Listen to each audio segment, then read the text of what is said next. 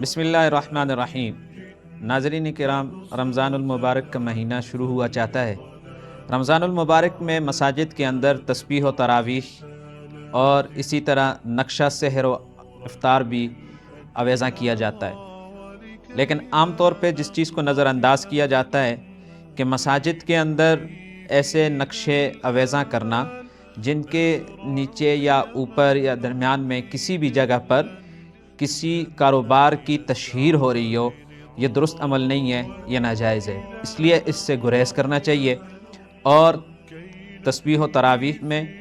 یا نقشہ سحر و افطار میں ایسے جو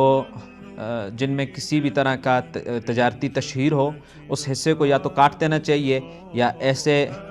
نقشے مسجد میں آویزاں کرنے سے گریز کرنا چاہیے، اس لیے کہ مسجد اللہ تبارک و تعالیٰ کا گھر ہے اور اس میں کسی بھی کاروبار کی تشہیر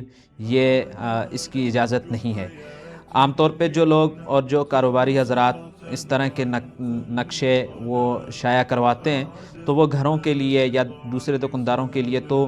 استعمال میں لا سکتے ہیں، لیکن مسجد کے اندر اس طرح کے نقشے آویزاں نہیں کرنے چاہیے۔ البتہ اس میں ایسے نقشے یا ایسی تسبیح و تراویح وغیرہ یا وضو کے مسائل یا اس طرح کی چیزیں، ان میں اگر ایسے ادارے ہوں جو خانقاہیں ہیں یا مدارس ہیں یا پھر دارالافتاء ہیں تو وہ آویزاں کیے جا سکتے ہیں، اس لیے کہ وہ کوئی تجارتی تشہیر میں نہیں آتے۔ وہ ایسے ادارے ہوتے ہیں کہ جو دین کی اشاعت کا سبب بن رہے ہوتے ہیں،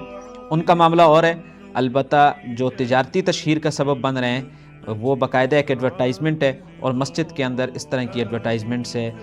کی نہ تو گنجائش ہے، اور اس طرح کی ایڈورٹائزمنٹ سے بچنا چاہیے۔ والسلام علیکم۔